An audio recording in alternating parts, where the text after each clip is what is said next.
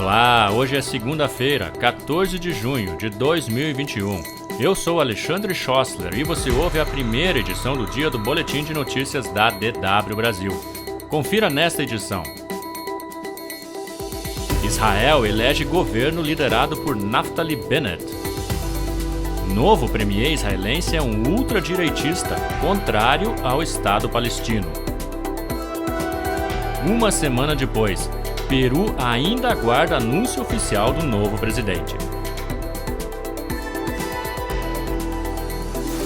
O parlamento de Israel aprovou no domingo o governo de coalizão do primeiro-ministro Naftali Bennett. A decisão põe fim a 12 anos de governos comandados pelo agora ex-premier Benjamin Netanyahu, que está envolvido em vários escândalos de corrupção.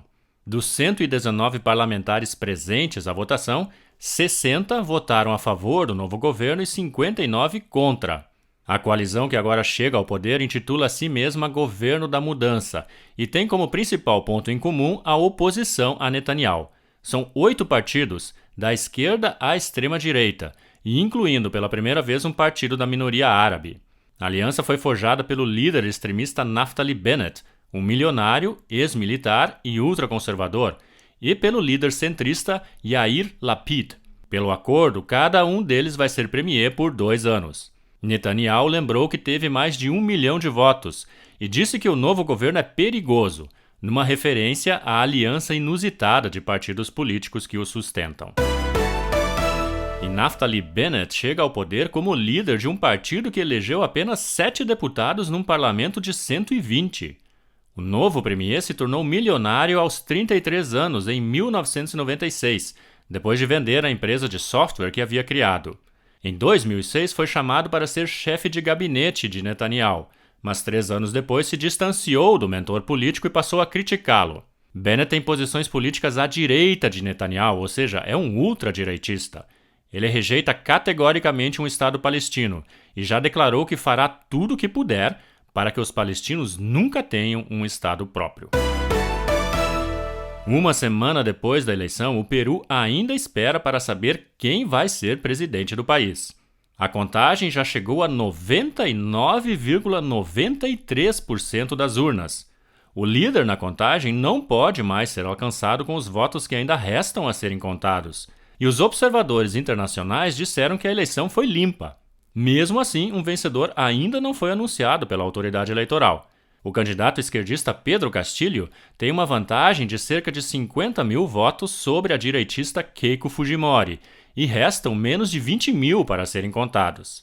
Em percentuais, Castillo tem 50,14% e Keiko tem 49,86%. A filha do ex-presidente Alberto Fujimori insiste que houve fraude e contesta a apuração em algumas sessões eleitorais. Se a autoridade eleitoral peruana esperar até que todas as denúncias sejam apuradas, poderão se passar ainda vários dias até que um vencedor seja declarado. O Brasil registrou oficialmente quase 38 mil infecções pelo novo coronavírus neste domingo e mais de 1.100 mortes.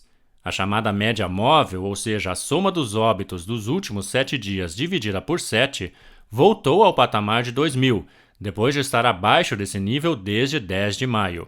O país tem 54 milhões de pessoas vacinadas com a primeira dose e 23 milhões com a segunda. Cerca de 1/4 dos brasileiros recebeu ao menos uma dose de uma vacina contra a Covid-19. Na Alemanha, os números da pandemia do novo coronavírus continuam em queda. Nesta segunda-feira, o número de novas infecções em todo o país foi de apenas 549 e 10 pessoas morreram de Covid-19 em todo o território alemão. Especialistas são cautelosos e lembram que no fim de semana há menos testagem e os números tendem a ser mais baixos. Mesmo assim, na segunda-feira da semana passada foram mais de 1.100 infecções. A queda nos números está estimulando o debate sobre o fim do uso de máscaras em algumas áreas, por exemplo, em calçadões comerciais. A Alemanha já vacinou com a primeira dose quase metade da população, ou cerca de 40 milhões de pessoas.